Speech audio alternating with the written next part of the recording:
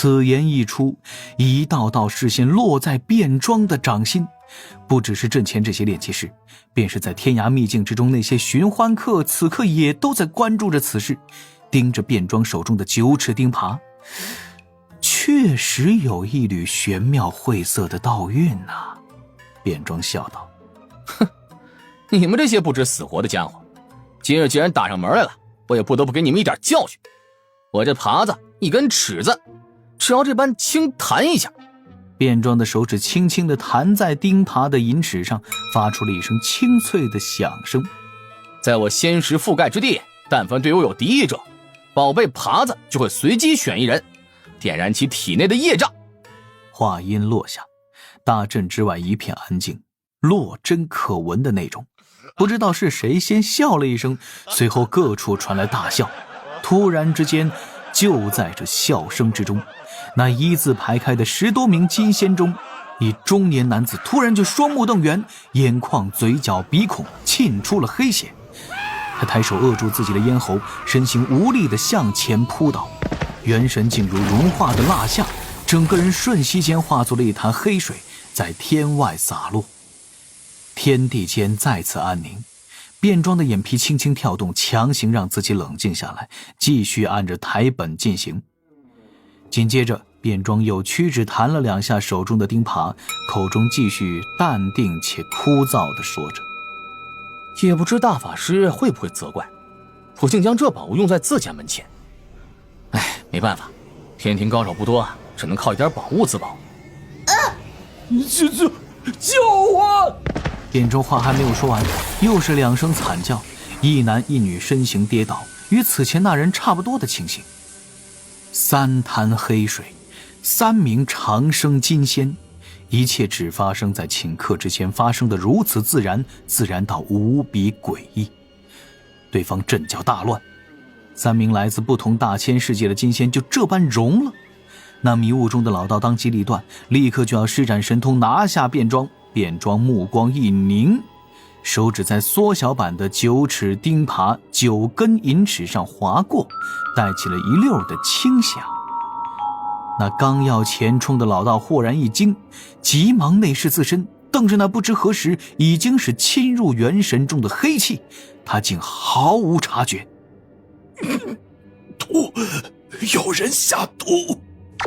这老道大吼一声，立刻压制毒性，转身就要遁走，但是仙力刚涌，就是眼前一黑，元神中的那一缕黑气化作10数道七彩斑斓的亮光。因为出手角度太好，时间太充裕，机会太难得，吕月靠着李长寿的指点，在这个老道的身上实验了一下自己的10多类大道毒丹，效果显然不错。老道连忙抬手去抓侧旁的青年道者，却发现那青年道者此刻的脸色更是无比苍白，跌坐在迷雾之中，浑身不断的颤抖。小世界的天幕突然就暗了下来，这数千身影陷入混乱，但是混乱只是持续了瞬息，数千真仙几乎同时软倒，100-200天仙毫无挣扎，元神萎靡，陷入昏迷。这是李长寿的杰作，差不多20多具布置在各处的指道人同时放毒。迷毒自是出自吕月之手，无色无味，也不必有太大的威力。对方那10多名金仙反应最快，见状不对，立刻就要逃走，此刻却是元神都消融了，各自化作了一滩黑水。这是吕月出手，用的是他最为得意的大道之毒。小天地内外一片安宁，高楼之上，天涯阁卞老夫人以及其他的各位老妪目中带着几分惊骇，注视着李长寿和秦天柱的背影。各处欢乐楼阁中，有欢客被震了道心，有欢客眉头紧皱，更有欢客可能需要雄心丹与毒龙酒及时的干预治疗一下。天外那数十名天涯阁高手受到的冲击是最大的，几名金仙面色苍白，数十天仙更是道心轻颤。他们辛苦修行这么多岁月，顷刻之间不明不白地化作一滩黑水。卞庄的喉结颤了几下，悠悠一叹：迷雾之中，那名老道吐了一口鲜血，低声骂道：你到底是谁？天河水军副统领。卞庄微微一笑，将九齿钉耙收了起来，淡定地说出了最后的台词：顺带一提，还是这家天涯阁的少阁主，这2位前辈你们不逃吗？当下卞庄身后的2名老妪立刻就要向前，那青年道者身周突然就闪耀出了万丈金光，一串念珠出现在他头顶。青年道者睁开双眼，靠着宝物镇住自己已经被重伤的元神，随手拉住这位老道就要离开。正此时，一只手掌凭空出现，掌心之中黑风漫卷，以迅雷不及掩耳之势砸在了青年道者胸口，一股股黑气几乎冲垮这人元神，废其道基，断其大道。尔敢！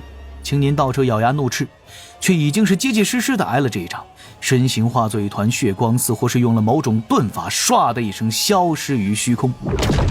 就在这一掌拍出时，侧旁竟然还有一道亮光闪烁，那老道头颅抛飞砸落，没有半点反抗。虚空总算是安静了下来，诡异又安详。李长寿的金仙境指导人将长剑收回背后剑鞘，而侧旁的吕月负手而立，目露惋惜。演戏嘛，自然是要演全套了。李长寿朗声道：卞将军可受惊了？哈哈哈哈！卞庄朗声大笑，笑声却显得多多少少有些苍白。多谢2位了。既如此，我等暂且告辞，卞将军有需自会再现身。言罢，李长寿的这一具金仙境指导人与吕月化作2道流光，径直飞入虚空，转瞬消失不见。卞庄此时只感觉口干舌燥，一阵无语。高楼上，李长寿转身看向卞老夫人，嘴角露出少许微笑：这些来犯之敌，就由天涯阁处置吧。卞老夫人目中有光芒闪烁，笑叹：哼，水神荡真厉害，弹指间便是一方势力灰飞烟灭。来人，将那些来犯之人尽数诛灭，不必留活口。对外贴出告示，或天涯阁开门迎客，但也不是谁都能来闹事的。再对外放出些消息，或那大孙子在天庭任职罢了，让某些大势力不要多想。背后的那些老妪妇人低头称是。秦天柱细细品了一阵，才明白这老夫人话语中的大半含义。他正要发表一点精彩的评论，却发现自家水神已经开始跟卞老夫人聊起了泡茶的记忆，似乎刚才无事发生。这，秦天柱的目中略微有些感慨：我还是老老实实做好玉帝这番简单的差事吧。长庚的世界有点不适合我。李长寿自认在算计这一道上已经算是脱离了学前班，进入了小学生阶段，但他依然对2件事毫无把握。其一是心思较为单纯者的想法，其二就是广大炼器士对传言的关注点。他与吕月联手埋伏，凭借着自己多年琢磨积累的撒毒手法，配合吕月的毒丹，无声无息毒翻了数千仙人。这简直就是毒道的小巅峰，旁门的小高潮啊！可是根本没人关注。就算当时那名老道已经喊出来了，点明了暗中害他们性命的是毒，就算天涯阁后续发告示澄清少阁主的耙子并没有如此神威，就算卞庄的那一套关于9齿钉耙的说辞不过是为了吸引旁人的注意力，扰乱对方的判断力，结果，这卞庄的9齿钉耙还是火了啊！短短2个月，从3000世界火到了5部洲。那兜率宫太上老君所炼制的9齿钉耙，强势挤进了洪荒10大后天极品灵宝之列。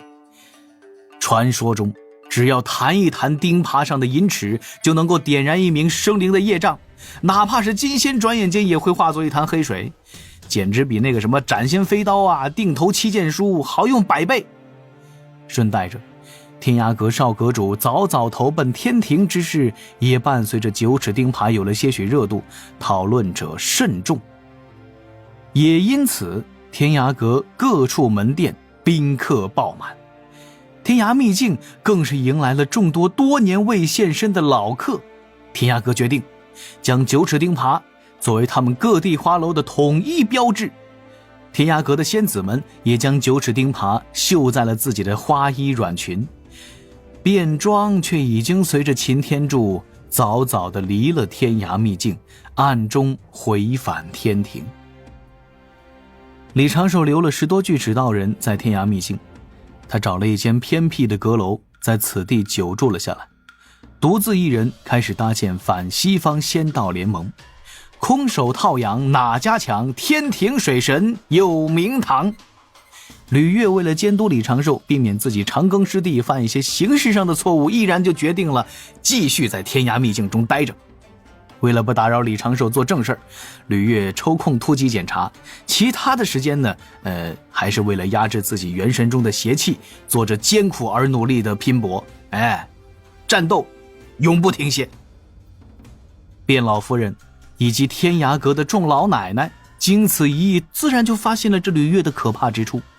他们此时费尽了心思去结好吕月，倒不是想利用吕月达成什么目的啊，而是生怕这位截教大能一个不满，直接袖袍一挥。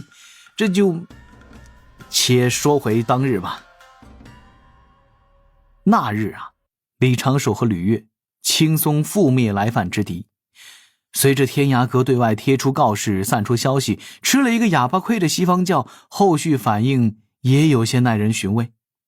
在天涯秘境所在的方向，西方教收缩势力，将精锐调去了其他方向。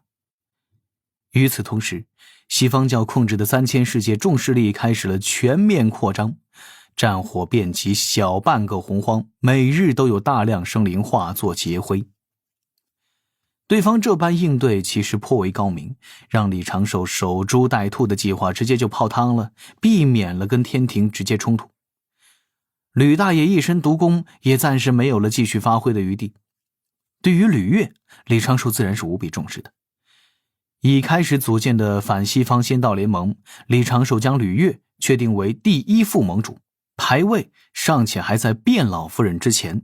对此吕月表示他就是为了帮兄弟撑场面，什么第一不第一的没有意义。而李长寿所不知的是，这个事儿在灵山之中也是引起了轩然大波呀。那逃走的青年道者几经周折，终于被同门暗中带回了灵山。这人抵达灵山时，好好的一个道满大罗境的炼气师，上古拜师的圣人弟子，道基被腐蚀，元神尽半毁，若非西方教二教主亲自出手，怕是长生道果都要保不住。这九齿钉耙当真如此厉害？不可能，如此宝物，那水神为何不用，要赐给那卞庄？拉拢天涯阁，这水神莫非早就开始算计3000世界了？这是要毁我西方根基啊！一群圣人弟子围在那熟悉的水池旁，开始思量对策，商议后事如何安排。避开与天庭交手，从其他方向加速发展的策略，是另外一批圣人弟子商议的结果。灵山角落中，地藏静静地坐在树下，背后的大狗神兽谛听正在无聊地趴着，时不时地甩几下长尾。微风拂过树梢，些许光斑如流水般飘来飘去，让地藏那张英俊的面容更显清秀。主人，谛听有些纳闷的传声：您不去凑热闹吗？无能者只能在此地互相安慰。地藏嘴角微微抽动，淡然道：我已开始构想该如何应对水神这次发难。咱还跟水神作对呀！谛听的传声突然就有点结巴了。地藏骂道：闭嘴！上次还不是因为你进出丑态。谛听反唇相讥：这就是本座替帮你缓了缓水神的情绪，不然水神肯定暗中害你了。主人，你可不能翻脸不认受啊！哼，他随后没算计吗？天庭包养，大得益世，老师已多久没单独与我谈话了？那总比丢了性命强啊！主人，你就老实点修道吧。要不你就提前给咱找个好人家，如果能成为截教哪位圣母的坐骑，我也会怀念主人。地藏默默地拿出了一把利刃，一支磨刀石，额头发黑，面露微笑，慢条斯理地磨起了刀刃。灵山上又响起了阵阵的刮擦声。某谛听，我与水神势不两立。哼！地藏淡定地收起磨刀石套装，继续在树下安静地打坐，仿佛两耳不闻窗外事。他知道自己只能等一个机会。那些已经开始陆续出关的同门，在水神的手中吃了亏，等着老师再次将与天庭博弈的重任交给自己。